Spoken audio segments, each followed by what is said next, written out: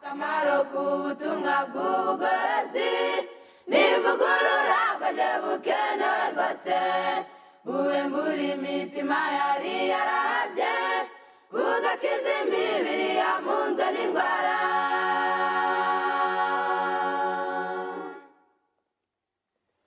Akamaro k'ubutumwa bw'ubugorozi n'ivugurura bwaje bukenewe rwose ivugurura iyo rigeze mu mutima riga ibyaha byari byibasiye umuntu ubwo imibereho igahinduka misha. Turabaramukije mwese abakunzi b'ijambo ry'Imana. Uyu ni wa mwanya tuganiriramo ku nsanganyamatsiko ngari itubwira itorero ku kibanza cy'intumwa. Ubu tukaba tugeze ku gice cyayo cya gatatu inyuma y'uko mwene data yatuganirije ku kamaro k'ijambo ry'Imana. Uyu munsi turongera kurebera hamwe ugukomera kwaryo. Ni mwene so NTAKIRUTIMANA Emmanuel, umugorozi ukora umurimo w'ivugurura n'ubugorozi. Ngaho muri ni mwubaha Imana mbere y'uko dutangira icyigisho cyacu maze dusenge. Turagushimye nyaguhoraho, niwe wagennye ko abawe bajya bamenyeshwa ubwenge kandi bagahumurizwa n'ijambo ryawe. Iryo sezerano uyu mwanya rirasohoye kuri twe kuko ako kanya ukadutije. Turagushimye, izina ryawe nirihabwe icyubahiro. Tugiye kwiga tuganira n'abo waremye, bana natwe kandi ijambo ryawe rigira ububasha kuko ribufite. Tuzabishyire mu bikorwa tukubera abana by'ukuri, tubisabye mu izina rya Yesu, amen. Muri iyi nsanganyamatsiko yacu ugukomera kw'ijambo ry'Imana, tugambiriye kubararikira kugira ngo abantu bose bariha agaciro, be kurifata nk'ibisanzwe, be kurifata nk'ibimenyerewe kuko rirakomeye. Mu bigize gukomera kwaryo, Imana ubwayo irakomeye. Nimusoma mu Kuva igice cya 6 umurongo wa 3 yitwa ushobora byose. Nimusoma muri Yeremiya igice cya 32 umurongo wa 17 haranditse ngo njyewe umwami w'iteka nta kintu na kimwe kinanira. Iyo ishobora byose kandi kabizi byose kandi kabibera hose icyarimwe, iyo ikomeye nk'uko abenshi muyizi, iyo ivuze ijambo ryayo naryo riba rikomeye kandi ari ry'agaciro. Mbibutse ko no mu isi duturiye y'abantu bagenzi bacu bapfa, habamwe ibikomerezwa, habamwe ibihangange bivuga ijambo rikagira ububasha rigahindura ibintu kandi ari abantu baba bafite iherezo. Nkanswe Imana data wa twese ushobora byose, umuremyi wa byose, uzi byose, uba hose, ijambo rye rirakomeye. Iyo dusomye Bibiliya, ijambo rye niyo ubwayo yarihumetse. Ijambo rye, ijambo ry'Imana ryahumetswe n'Imana ubwayo. Muzabisoma muri Petero ya 2 igice cya mbere ni umurongo wa 21 ahanditse ngo nta buhanuzi bwazanywe n'ubushake bw'umuntu, ngo ahubwo abantu b'Imana bavugaga ibyavaga ku Mana bashorewe n'umwuka wera. Uwo mwuka wera w'Imana niwo wayoboye abantu b'Imana bavuga ibyavaga ku Mana. Noneho ubutumwa tuvana mu ijambo ry'Imana aba ari ubutumwa buvuye ku Mana ako kanya, niyo ubwayo yabyivugiye. Niyo mpamvu rikomeye. Ibyo muzabisoma no muri Timoteyo ya 2 igice cya 3 umurongo wa 16 ahavuze ngo ibyanditswe byera byose byahumetswe n'Imana. Bifite n'umumaro mwinshi nk'uko twabibonye, ariko iri jambo ryo muriceho akarongo, byahumetswe n'Imana. Ni amagambo ava ku Mana umuremyi w'ijuru n'isi. Iyo umuntu afite ubwenge, iyo umuntu atekereza, iyo umuntu ashyira mu gaciro, ayaha agaciro, akayumvira, akayubaha, kuko nyirayakomeye ni ukuri n'ayo magambo nayo arakomeye. Icya kabiri kiranga gukomera kwaryo ni uko rizahoraho. Ijambo ry'Imana rizahoraho.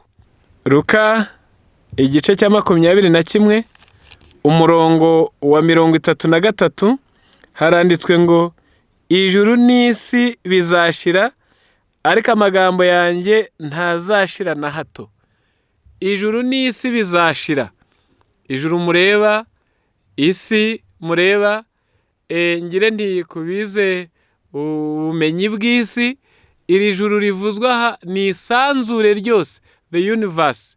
Iryo sanzure ribamwo amasi ibihumbi n'ibihumbi tutazi, ubwenge bwacu butashobora kugeraho, ariko mu migambi y'Imana haranditse ngo iryo juru n'iyo si n'iyi si dutuyeho bizashira, ariko ijambo ryavuzwe n'Imana rizahoraho iteka ryose. Rirakomeye rero.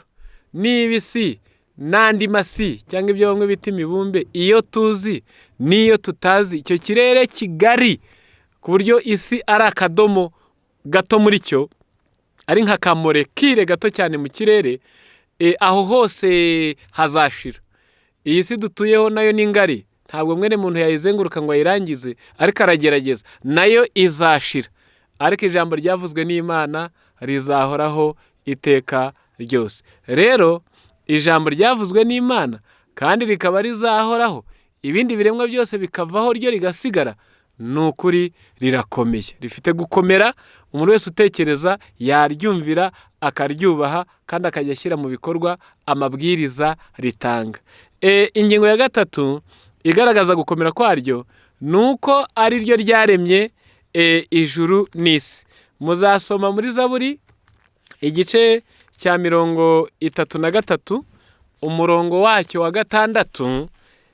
Umunyezaburi yavuze amagambo meza yerekana gukomera kw'ijambo ry'Imana.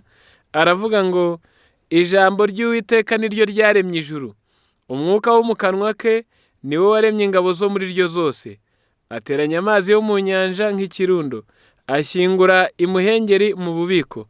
Isi yose yubaha Uwiteka, abari mu isi bose bamutinye, kuko yavuze bikaba, yategetse bigakomera. Iri jambo rirakomeye, niryo ryaremye ijuru, umwuka wo mu kanwa ke urema ingabo zo muri ryo, ngo kuko yavuze bikaba, yategeka bigakomera.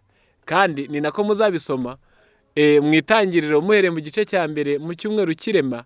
Imana yagiraga umugambi w'ikiri bureme, ikavuga ijambo ryayo rigakora igikorwa. Isi nibeho ikabaho, habeho isanzure rikabaho, amazi yo hasi natandukane n'ayo hejuru, ntihabeho umucyo, ubutaka butandukane n'amazi, ubutaka nibumeze ibyatsi. Ibikorwa byose mubona byakoretse muri icyo cyumweru kirema ni ijambo ry'Imana ryabikoze. Iri jambo rero rirakomeye, rirema. Noneho nge nawe boroheje b'abanyantege nke, mu byo twasuzugura niba binabayeho, ntabwo harimo gusuzugura ijambo ry'Imana ryavuzwe n'ushobora byose, rizahoraho n'isi n'amasi byavuyeho, rikaba ryararemye isi n'ibiyirimo. Iri jambo rirakomeye, uwuzi ubwenge wese niryo yunamira akaryumvira akariha agaciro. Reka mvuge gukomera kwaryo. Rikomeye nka nyiraryo. Iri jambo rikomeye nka nyiraryo, kuko kurisuzugura, ibyo yavuze nubwo yaba adahari mu mpagarike, ukabisuzugura, niwe uba usuzuguye. Nibyo byagiye biba no mu bihe bya kera. Amagambo Imana ivuze abantu ntibayaha agaciro, hakazagera igihe Imana ikaza guhana, igahana bayigomeye, atari uko bahagaze ku gasozi ngo ihagarare ku kandi ahari baterana amabuye, ahubwo ari uko batumviye ibyavuye mu kanwa k'Imana. Rero iri jambo rirakomeye. Iri jambo abantu bose bo ku isi, cyangwa se abantu benshi bo ku isi, bashaka kuzabona ubugingo buhoraho. Iby'ubugingo buhoraho barabyizera ko iyi si izavaho, mwene muntu igihe cye kigasoza, inyoko muntu ntibe icyororoka ku buso bw'isi, tukajya mu ijuru tukabona ubugingo buhoraho. Iri jambo ry'Imana niryo bugingo. Byanditse muri Yohana igice cya 6 umurongo nuwa 63, haranditse ngo umwuka niwo utanga ubugingo, umubiri ntacyo umaze, amagambo mbabwira niyo mwuka kandi niyo bugingo. Umubiri ntacyo umaze, umwuka niwo utanga ubugingo, umubiri ntacyo umaze, amagambo mbabwira niyo mwuka kandi niyo bugingo. Burya rya jambo niryo bugingo. Rero kwizera ibiruvugwamo bigahindura imico yawe, imikorere n'imigendere, ukabanza kubaza ijambo ry'Imana ukaryigana, ugafata imibereho yawe ukayisanisha naryo, uko niko kubona ubugingo, kuko iryo jambo niryo bugingo. Ikindi ntabura kuvuga, niryo urubanza rwa buri muntu wese utuye ku isi ruzashingiraho. Uri ku isi wese igihe kizagera, kandi kubiga ubuhanuzi ntabwo ari inzagihe, ahubwo ni ibyatangiye. Buri wese acirwa urubanza. Nk'uko mubizi, umuntu acirwa urubanza hakurikije ibyaha yakoze, kandi ibyaha biba ibyaha hakurikije amategeko yatanzwe. Hatanzwe amategeko, urayacumura, ushyizwe mu rukiko, ubwo ugiye gucirwa urubanza hakurikije icyo amategeko avuga ku byaha wakoze. Iri jambo rero rizahoraho iyo bigeze ku mategeko yo aboneka mu ijambo ry'Imana. Muri Luka 16 umurongo nuwa 17 haranditse ngo icyoroshye ni uko ijuru n'isi byashiraho kuruta ko agace gato k'inyuguti imwe yo mu mategeko kakurwaho. Aya mategeko ariyo shingiro ry'urubanza nk'uko byanditswe muri Bibiliya. Ni ukuri iri jambo rihise rigaragaza ko burya uriho wese azashimirwa uko yagenje ibivugwa mu ijambo ry'Imana. Uzagawa azagawa hakurikijwe ibyo yakerensheje biboneka mu ijambo ry'Imana. Muri Yohana igice cya 12 umurongo nuwa 48, unyanga ntiyemera amagambo yanjye afite umuciraho iteka, ijambo navuze niryo rizamuciraho iteka ku munsi w'imperuka. Uciraho iteka umuntu wanze amagambo ya Yesu si ikindi, ijambo Imana yavuze niryo rizamuciraho iteka ku munsi w'imperuka. Erega iri jambo ry'Imana niryo Yesu ubwe. Muri Yohana igice cya 1 muhereye ku murongo wa 1 mugakomeza hepfo, haranditse ngo uwo jambo, ngo mbere na mbere hariho jambo, jambo yahoranye n'Imana, kandi jambo yari Imana. Uwuvugwa nta wundi ni Yesu. Niwe wahoranye n'Imana, niwe wabanye n'Imana, niwe Mana, kandi ngo mu byaremwe byose nta na kimwe kitaremwe nawe. Nibutse abantu n'igihe yari yihinduye umuntu akaza kuvukira mu ntege nke hano ku isi akabyarwa n'umuntu. Ni ukuri abayuda bamwanze kugeza ubwo bamubamba, bari banze impano ikomeye ijuru ryari ryoroheje, kuko ni ijambo ry'Imana ryari ryimanukiye ubwaryo. Mbese nk'uko banamwise ubwo ni Emmanuel, cyangwa se ni Imana yari iri kumwe n'abo bantu bo mu gihe cyabo. Wagira ngo n'uyu munsi ibibazo isi ifite, ingorane za buri wese ku giti cye, abantu berekeza amaso mu ijambo ry'Imana, ahari kuko bakunda no kwizera ibiboneka, wagira ngo bongere bahabwa andi mahirwe. Yesu ari we jambo yongera agende mu birorero n'imijyi byo ku isi. Abantu bamuzenguruka, bamutura ibibazo, abanyagahinda bamushaka. Ni ukuri n'uyu munsi binyure mu ijambo rye, gukomera kwe ubasha yari afite icyo yari ari cyo icyo gihe. Kubizera ijambo rye nta nicyo ribamarira abanone. Rero bana b'Imana, reka mbabwire ngo iri jambo rifite gukomera. Igihe Yesu yari ku isi niryo yakirishaga abarwayi, niryo yirukanishaga abadayimoni, niryo yazurishaga abapfuye, niryo yanabwirishaga inyanja zavunduye maze zigatuza, amahoro akongera akaboneka. Ibyo muzabisoma mu gitabo cyitwa Uwifuzwa mu bihe byose, 326 mu Kinyarwanda, 390 mu Cyongereza. Nuko handitse ko ijambo rye ari ryo ryakoraga ibyo bitangaza, abanyamubabaro n'abanyabyago bagahumurizwa bagatabarwa bikomotse ku ijambo ry'Imana. Iri jambo ry'Imana rirakomeye.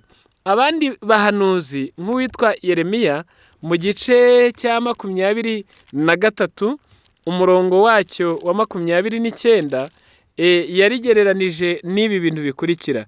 Haranditswe ngo, kandi Uwiteka arabaza ati, mbese ijambo ryanjye ntirimeze nk'umuriro cyangwa nk'inyundo imenagura urutare? Ijambo rye rigereranijwe n'umuriro, rigereranijwe n'inyundo imenagura urutare. Koko se si umuriro? Iyo itegetse biraba, iyo ivuze birakomera. Hari ibyo yavuze ku isi mu mateka ya Bibiliya no mu buzima bw'abantu busanzwe, ku buryo nawe ubirebye wasanga ijambo rye koko ari inyundo. Hari abo yagiye irabwira ngo ntacyo muraba, kandi ibyago bikaze biteye ubwoba byabazengurutse. Muzibuka umuhanuzi Elisa igihe yari kumwe n'umugaragu we Gehazi, ingabo z'Abasiriya zabagose ari ibihumbi n'ibihumbi ziteye ubwoba, ariko ijambo ry'Imana no gukomera kwayo ngo yahumuye amaso y'uwo muntu utararebaga mu ndoro yo kwizera. Yahumuye amaso y'uwo mugaragu wa Elisa utari uzi kurebesha indoro yo kwizera, ngo abone ingabo zibazengurutse zitagira ingano. Niko byagenze. Ibyavuye mu kanwa k'Imana byahindishije umushyitsi Nebukadineza. Nubwo yari yataye abana b'Imana mu muriro ugurumana, ariko yahavuye amanitse amaboko yemeye kwivugwa n'Imana ari byo by'ukuri. Nuko byagendekeye Dariyo n'abandi benshi bo ku isi. Ni umuriro, ni inyundo. Ikindi kandi mugomba kumenya ni uko ubuhanuzi bwavuzwe muri ryo bwose, naho ubona bidashoboka, hari ibirere biba bikungahaye, bikize, abantu badamaraye. Mbese ubabwiye ngo hazaba ibyago, bakareba formule bizanyuramo, ibyago bakabibura. Ariko kuko ijambo ry'Imana ryabivuze ko ku isi hazaba umubabaro, ukabona akarere kera kabayemo inzara, ukabona intambara n'ibyago byari bigiye gutsemba abantu, kuko Imana yavuze ngo nimunyambaza nzabatabara, ukabona mu buryo butangaje gutabarwa kurabonetse. Iby'ijambo ry'Imana rikora ni igitangaza, rikomeye nk'umuriro iyo rigiye guhana no kunyuranya n'abanyuranya naryo, rikomeye nk'inyundo iyo rigiye gutabara no kurwana ku baryizera. Ijambo ry'Imana rirakomeye, ni inkota. Nimusoma mu Befeso igice ni icya 6 umurongo n'uwa 17, mu ntwaro z'Imana umuntu agomba gutwara harananditse ngo mutware n'inkota y'umwuka, ari ryo jambo ry'Imana. Ijambo ry'Imana ni inkota y'umwuka, rero rirakomeye nk'inkota, ni ryo rufunguzo. Ibyo muzabisoma muri Luka igihe Yesu yagayaga abafarisayo mu gice cya 11 umurongo wa 52, ahanditswe ngo mwabafarisayo mwe, ngo mwatwaye urufunguzo rw'ubwami bw'Imana, mwebwe ubwanyu ntimwinjira, ariko n'abashakaga kwinjira murababuza. Uru rufunguzo ku basoma ibitabo, muzasoma mu gitabo bita Desire of Ages cyangwa se Uwifuzwa mu bihe byose, 413, haranditse ngo nta rundi rufunguzo rw'ubwami bw'Imana ahubwo ni ijambo ryayo. Ibivugwa mu ijambo ry'Imana iyo ubyizeye, ibivugwa mu ijambo ry'Imana iyo bihinduye imico yawe, ni ukuri uba ukinguriwe. Ari naryo kandi niyo unyuranije naryo, haba n'ubwo itorero rigucyaha rihereye ku byo wakoze binyuranye n'ijambo ry'Imana. Uramutse urisuzuguye, yenda se hari, kuko rigizwe n'abantu basuzuguritse, mwareranwe, boroheje, ariko iyo ari bo bahagarikiye Imana ku isi, akaba ari bo bari mu mwanya w'Imana ku isi, nk'uko byanditswe mu Bakorinto ba 2 igice cya 5 umurongo wa 20 ahavuze ngo nicyo gituma tuba intumwa mu cyimbo cya Kristo. Abo b'intumwa mu cyimbo cya Kristo bakora bakoresheje ijambo rya Kristo, bavuga basomye ijambo ry'Imana. Iyo unyuranije n'ibyiza bakubwira nk'uko byanditswe mu ijambo ry'Imana, bafite uburenganzira n'ukuri bwo kugufungira ijuru. Niyo mpamvu muri Bibiliya handitse ngo kuri bamwe ngo turi impumuro y'ubugingo izana ubugingo. Ubwo nabo tubwira ijambo ry'Imana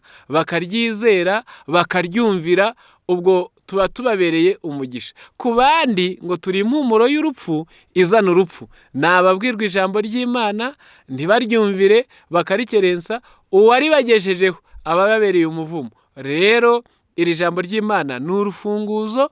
Abazabona ubwami niryo rizabikora, abazabubura nanone kandi bizaba bitewe n'uko bariteye umugongo.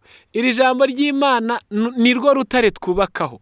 Muzabisoma muri Mateyo 7 umurongo wa 24 ahavuze ngo umuntu wese wumva amagambo yanjye yarangiza akayakomeza akayitondera ngo ahwanye n'umunyabwenge wubatse inzu ye ku rutare.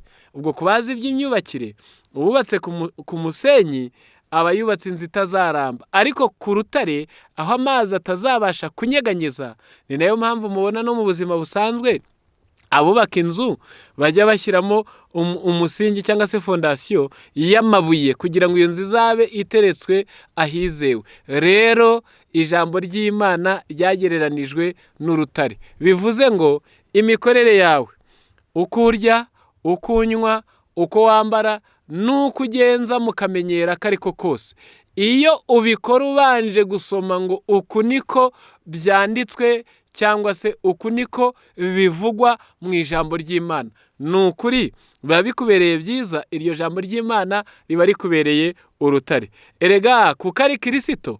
Muzasome mu Bakorinto ba mbere igice cya 10 umurongo wa 4 ngo n'igihe Abisirayeli bari mu butayu bakanywa amazi yo ku rutare cyangwa se yo mu rutare, Bibiliya iravuze ngo icyo gitare cyabakurikiraga cyari Kristo.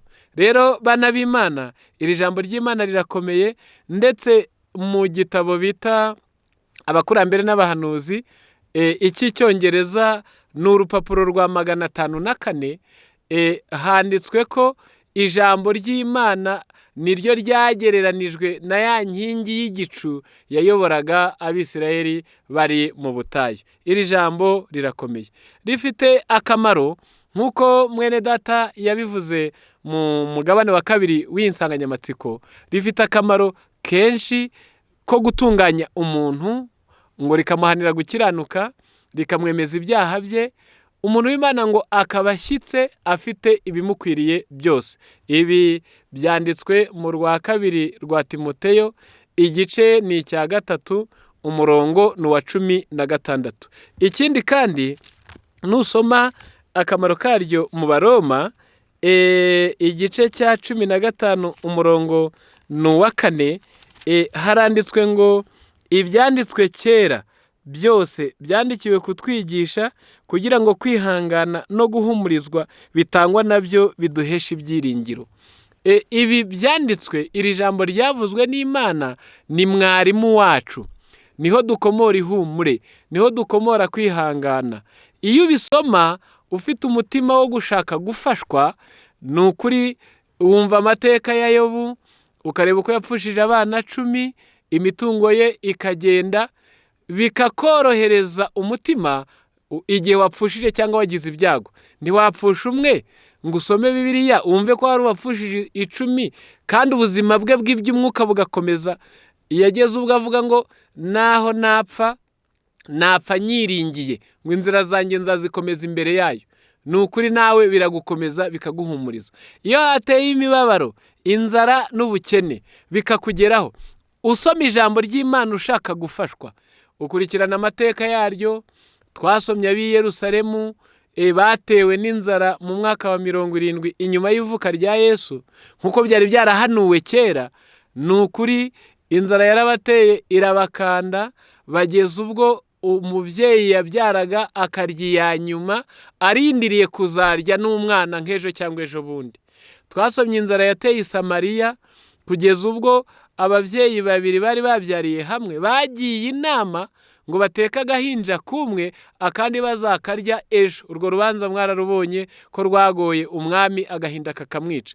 Iyo usomye iby'iyo nzara mu byanditswe byera, weho wabonye yenda ibijumba gusa, icyo ubura ari imboga, wumva ukomeye, kuko n'ab'i Samariya barahoze, n'ab'i Yerusalemu barahoze, kandi byababayeho. Ibyanditswe byera, iryo jambo ry'Imana iyo urisomye riraguhumuriza, rikagukomeza.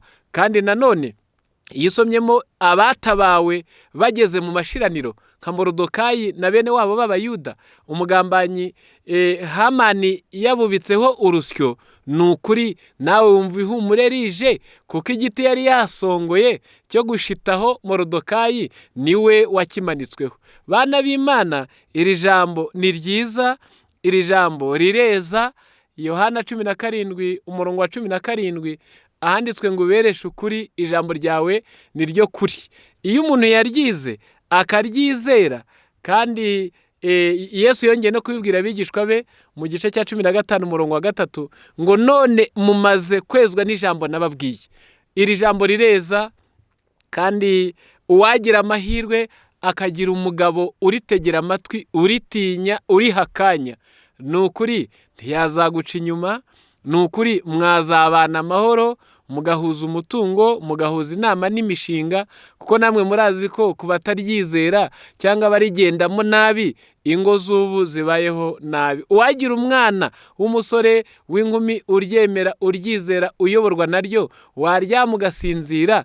Namwe murazi ko kugira inkumi mu nzu muri iyi minsi y'imperuka ntaho bitaniye no gutunga umurwayi w'indembe, kuko aragenda ugahangayika utazi niba ari butahe amahoro. Uwagira ngo ugire umukozi wizerera ijambo, uritinya, uryumvira, ntabwo wajya ujya kubara buri mugoroba n'igitondo ngo urebe niba atazagutwarira n'igishoro. Ikibitera si ikindi, ni uko twabuze abakozi bizewe, kandi nta rundi ruganda rubakora keretse gusa nabo bizeye ijambo ry'Imana, bakemera gukomera kwaryo, bakaricira bugufi, nuko rikabayora. Rero iri jambo ry'Imana rirahindura, iri jambo ry'Imana riyobora abantu mu nzira y'ukuri. Iri jambo ry'Imana rirakomeye, ntirigereranywa. Reka mbabwire, ufite abe ashaka kuzaraga, ufite abe yifuriza ibyiza, ufite abe akaba hari imishinga ashaka kubahata ngo bakore nibura biteza imbere, nabanze abahate ijambo ry'Imana, nabanze abasengere bemere ijambo ry'Imana, kuko uwaryemeye ni ukuri arakenewe, araryoshye, aroroshye, arashakwa, arakumburwa, kuko rikomeye, ryavuye ku Mana nyine. Ngaho bana b'Imana, ubwo mwumvise uko gukomera kwaryo, kubw'ibyo rero mu Migani igice ni icya 30, umurongo ni uwa 5 kugeza ku wa 6. Iri jambo rikomeye nka nyiraryo, iri jambo tugomba gutinya, tukaryunamira, tukaricira bugufi imbere. Haranditswe ngo ijambo ry'Imana ryose rirageragezwa, niyo ngabo ikingira abayihungiyeho. Ntukagire icyo wongera ku magambo yayo, kugira ngo itagucyaha ugasanga uri umunyabinyoma.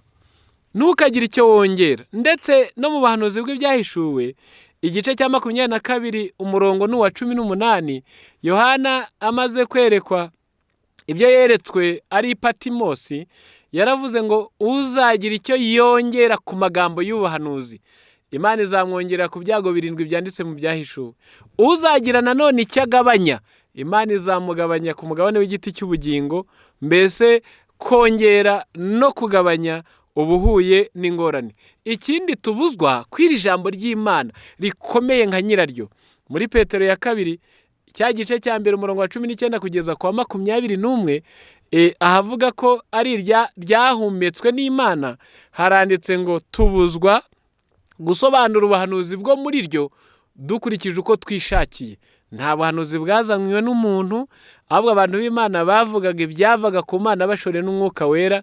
Niyo mpamvu natwe bitemewe ko tubusobanura uko umuntu wese yishakiye. Ahubwo mu Bakorinto ba mbere igice cya 2 ni umurongo wa 13, haranditswe ngo dusobanura iby'umwuka tubisobanuza iby'umwuka bindi. Iri jambo rero rirakomeye, ni iryo kubahwa, ni iryo gucira bugufi imbere rikatuyobora, kandi nta shami ry'ubuzima, nta rwego rw'abantu, nta mirimo ikorerwa ku isi ijambo ry'Imana ritatanze gahunda y'uko byagenda. Baba abacuruzi ryabavuzeho ntibakagira iminzani ibeshya cyangwa ibipimisho biciye ukubiri, baba abasore ryabavuzeho ntibagandukira ababyeyi kandi ubwiza bwabo ni imbaraga zabo, baba abasaza n'abakecuru ryabavuzeho ntibabera icyitegereza abagore batoya, babatoze babigishe kubaha abagabo babo no kurera abana babo, baba ababwirizabutumwa ryabavuzeho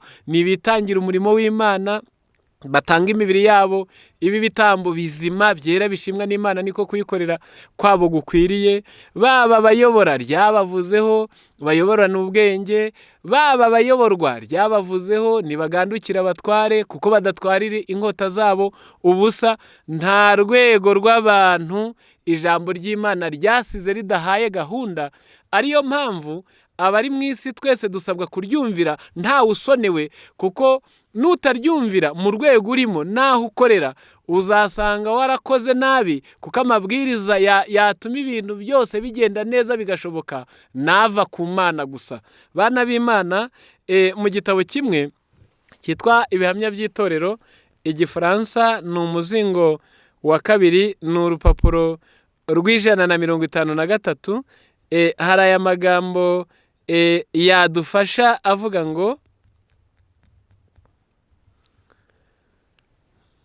abantu bose bagize ijambo ry'Imana ihame riyobora imibereho yabo, bituma bagirana umusabano ushyitse n'abandi.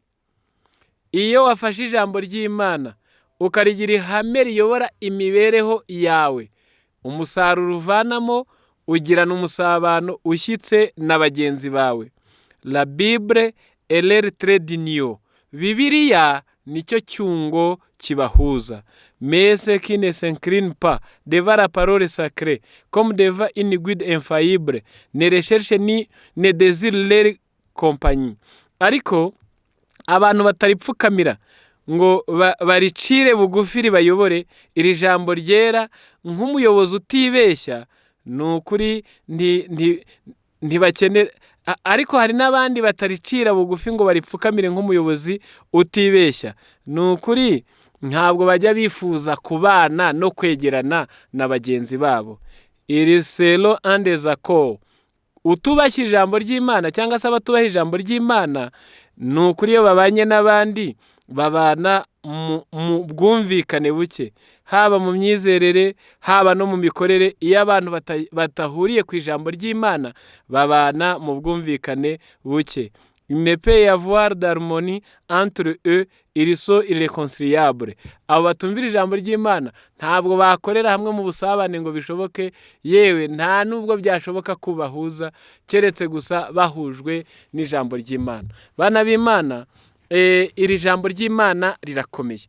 Noneho ku kibanza cy'intumwa, itorero nirisubira ku kibanza cy'intumwa, kuko ariyo nsanganyamatsiko yacu izakomeza kwisubiramo, abantu bose bazatandukana no gukora no kwizera no kuyoborwa n'amagambo avuze ngo niko tubibona, niko twabisanze, niho igihe kigeze, twabonye ari byo byoroshye, nibyo byiza. Oya, ahubwo bazajya bayorwa n'ijambo rivuze ngo uku niko Uwiteka abivuga. Ngicyo icyabo ku kibanza cy'intumwa baturushije mu gihe cyabo. Ibyo bakoraga byose babanzaga kubaza niba ijambo ry'Imana ribyemera. Mu gitabo cy'intambara ikomeye, ni igifaransa n'urupapuro rwa 645, mu cyigisho cyitwa ibyanditswe byera ingabo idukingira, haranditse ngo Imana izahorana ku isi ubwoko bwayo buzizirika ku ijambo ryayo, bukarigira ibuye rigerageza inyigisho iyo ari yo yose, kandi ijambo ryayo rigahinduka urufatiro rw'ubugorozi ubwo ari bwo bwose.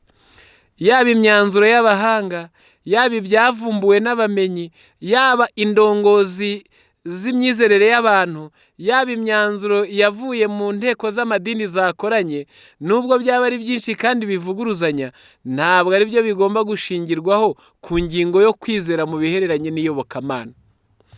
Mbere yo kwemera inyigisho iyo ari yo yose, ugomba kubanza kureba niba ihamanya n'ijambo rivuze ngo uku niko Uwiteka avuga. Iyo ikintu kitanditswe mu ijambo ry'Imana, nubwo cyaba gikorwa na benshi, nubwo cyaba kimaze imyaka 1000, ntabwo abana b'Imana bemererwa kucyemera mu myizerere yabo. Iki ni kintu intumwa zaturushije, nubwo zari ziregutse mu isi. Hari idini y'abayuda isanzwe ikora, imenyerewe, ifite utugenzo n'uduhango twinshi tumenyerewe turamye, ariko iyo migenzo bayiteye umugongo, rubanda nyamwinshi barabaseka, baranabagaya, banabibazaho, ariko kuko bagenderaga ku ijambo ry'Imana, ibyo babwiwe n'Imana ubwayo, ntabwo bategwaga ubwoba nuko abantu benshi bari gukora ibinyuranye n'ibyabo. Kuva 23 umurongo wa 2 haranditse ngo ntugakurikize benshi gukora ibyaha, kandi nutangwaho umugabo mu rubanza ntukagiye benshi bagiye. Abazajya mu ijuru bayoborwa n'ijambo ry'Imana, nubwo imbaga nyamwinshi yaba idashyigikiye imirebere n'imitekerereze yabo ihamanya n'ijambo ry'Imana. Bana b'Imana, ngaho nawe ahuri, turashaka ko itorero ryongera kwicara ku kibanza cy'intumwa.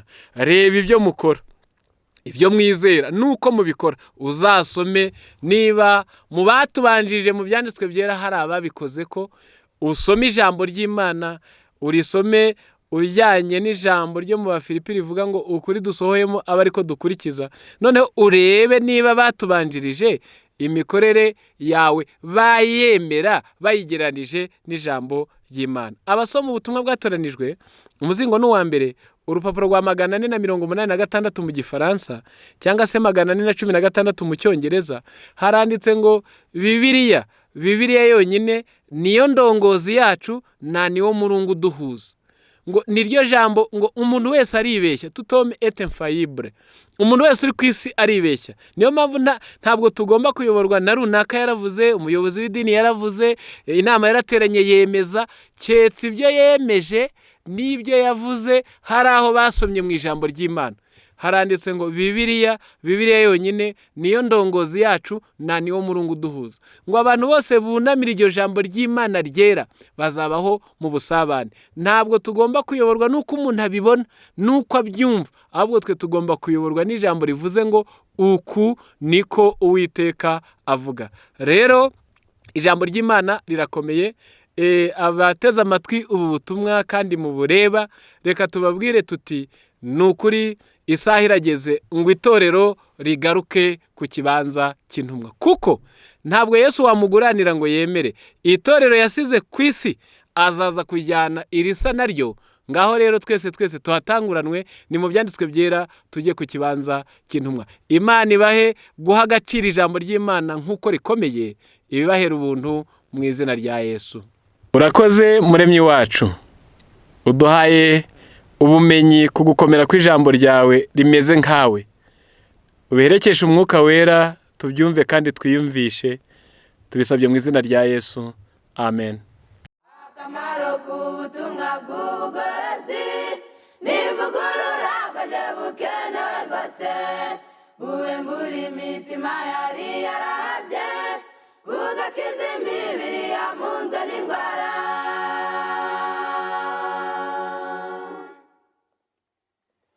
Akamaro k'ubutumwa bw'ubugorozi n'ivugurura bwaje bukenewe rwose, ivugurura iyo rigeze mu mutima, riga ibyaha byari byibasiye umuntu, ubwo imibereho igahinduka misha, hashingwa umushinga wo kunezeza abandi.